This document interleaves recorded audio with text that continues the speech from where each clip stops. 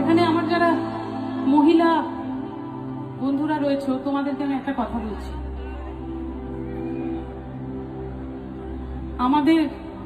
আমরা সোজা পথে চললেও অনেকে খারাপ বলে, সবার কথা বলছি।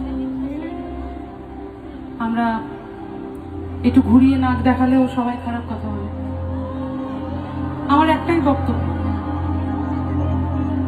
আমার শীতে আমি সোজা কাটবো না বেঁকা কাটবো, আমি পাড়ার লোককে জবাবদিহি করবো না।